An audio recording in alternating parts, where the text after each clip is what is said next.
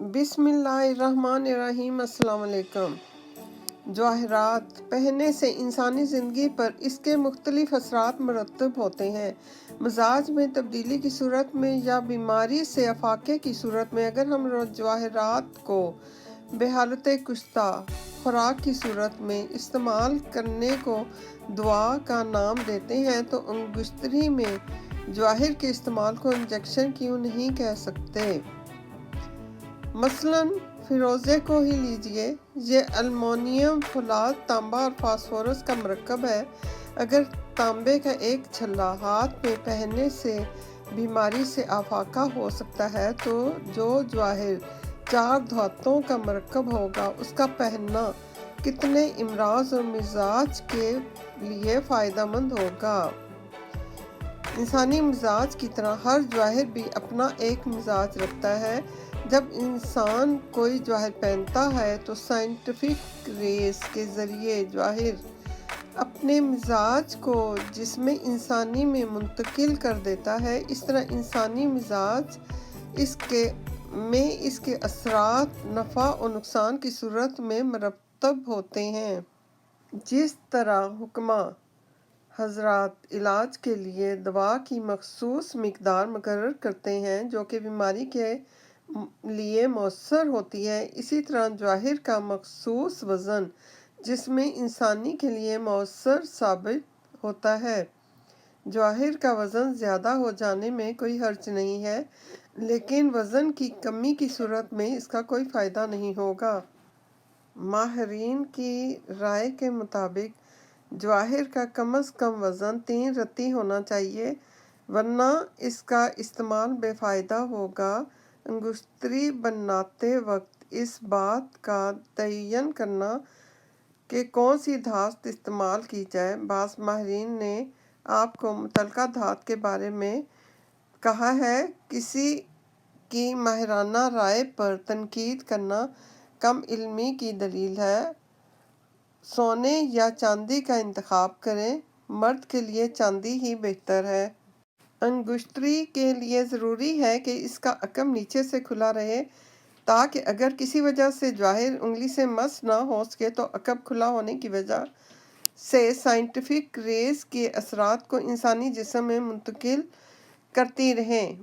ماہرین جواہرات کو بلحاظ اقسام 3 درجوں میں تقسیم کرتے ہیں۔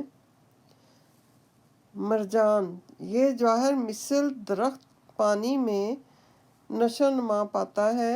سرخ رنگ کا بہتر تصور کیا جاتا ہے۔ کھانسی، دمہ، بواسیر اور آنتوں کے زخم کے لیے طبیب اسے استعمال کرتے ہیں۔ نیلم اس کا شمار قیمتی جواہر میں ہوتا ہے۔ کھانسی، بواسیر اور دل کے امراض میں فائدہ دیتا ہے۔ پشپ: یہ جواہر مختلف رنگوں میں ہوتا ہے۔ زیتونی، سفید اور سبزی مائل۔ زیتونی رنگ کا بہترین تصور کیا جاتا ہے۔ اختلاج قلب اور معدے کے لیے بہترین ہے۔ پکھراج: اس کا شمار درجہ اول کے جواہر میں ہوتا ہے۔ یہ تریاک زہر، امراض بلغمی اور معدہ و جذام میں مفید ہے۔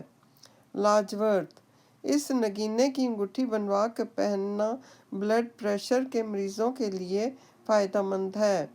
زبرجد: اس کی انگوٹھی پہننے سے صرع دور ہوتا ہے۔ یہ انسان کو بیماریوں اور مصائب سے بچاتا ہے۔ اس کی انگشتری پہنتے وقت اس بات کا خیال رکھا جائے کہ بائیں ہاتھ کی چھوٹی انگلی میں پہننا فائدہ مند ہے۔ جناب رسول خدا صلی اللہ علیہ وآلہ وسلم انگوٹھی دائیں ہاتھ میں پہنا کرتے تھے۔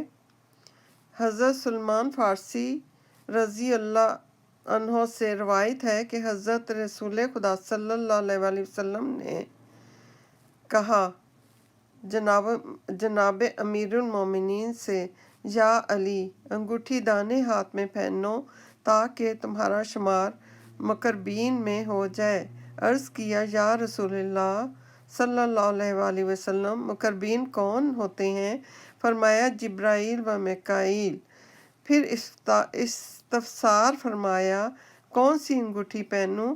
ارشاد ہوا عقیق سرخ رنگ کی، کیونکہ عقیق سرخ نے خدا کی وحدانیت اور میری نبوت کا اور تمہارے لیے اے علی میرے وسیع ہونے کا اور تمہاری اولاد کے لیے امامت اور تمہارے دوستوں کے لیے بہشت کا اور تمہارے ماننے والوں اور فرزندوں کے لیے جنت الفردوس کا اقرار کیا۔ حضرت امام جعفر صادق علیہ السلام سے منقول ہے کہ داہنے ہاتھ کی انگوٹھی پہننا پیغمبروں کی سنت ہے۔ حضرت محمد صلی اللہ علیہ وآلہ وسلم نے کلمے کی انگلی اور بیچ کی انگلی میں انگوٹھی پہننے کی ممانعت فرمائی ہے۔ سنت ہے کہ انگوٹھی چاندی کی ہو۔ مردوں کے لیے سونے کی انگوٹھی پہننا حرام ہے۔ کئی معتبر حدیثوں میں منقول ہے کہ جناب رسول خدا صلی اللہ علیہ وآلہ وسلم نے فرمایا، یا علی سونے کی انگوٹھی نہ پہنو کہ وہ آخرت میں تمہاری زینت ہے۔ منقول ہے کہ حضرت امیر المومنین 4 انگوٹھیاں پہنا کرتے تھے، اول یاقوت کی زینت اور بزرگی کے لیے، دوسرے فروزے کی فتح اور نصرت کے لیے، تیسری جدید چینی کی قوت کے لیے، چوتھی عقیق کی دشمنوں اور بلاؤں سے بچنے کے لیے۔ حدیث ہے کہ عقیق فقر اور درویشی کو دور کرتا ہے اور نفاق کو زائل کرتا ہے۔ حدیث معتبر میں حضرت امام جعفر صادق علیہ السلام سے منقول ہے کہ عقیق کی انگشتری پہننا مبارک ہے۔ جو شخص عقیق کی انگشتری پہنے گا اس کا انجام بخیر ہوگا۔ نبی پاک صلی اللہ علیہ وسلم نے فرمایا کہ عقیق کی انگوٹھی پہنے گا اس کی حاجتیں پوری ہوں گی۔ جناب رسول خدا صلی اللہ علیہ وآلہ وسلم نے فرمایا کہ ایک شخص ان کے پاس آیا اور اس نے کہا کہ میرا مال راستے میں لٹ گیا۔ فرمایا تو عقیق کی انگوٹھی پہن، وہ ہر بلا سے آدمی کو بچاتی ہے۔ ایک اور حدیث میں ہے کہ عقیق کی انگوٹھی پہنو۔ پتھروں میں یہ پہلا پتھر ہے جس نے خدا کی وحدانیت اور میری نبوت یا علی تمہاری امامت کا اقرار کیا تھا۔ حضرت جعفر صادق علیہ السلام سے روایت ہے کہ یاقوت اور زبرجد کی انگوٹھی داہنے ہاتھ میں پہننا سنت ہے۔ حضرت موسیٰ کاظم علیہ السلام سے منقول ہے کہ زمرد کی انگوٹھی پہننے سے مشکلیں آسان ہوتی ہیں۔ دوسری حدیث میں ہے کہ زبرجد کی انگوٹھی کے لیے بھی یہی الفاظ وارد ہوئے ہیں، اور یہ بھی فرمایا ہے کہ زمرد کی انگوٹھی ہاتھ میں پہننے سے فقیری امیری سے بدل جاتی ہے۔ یہ بھی فرمایا کہ جو شخص یاقوت زرد کی انگوٹھی پہنے گا کبھی فقیر نہ ہوگا۔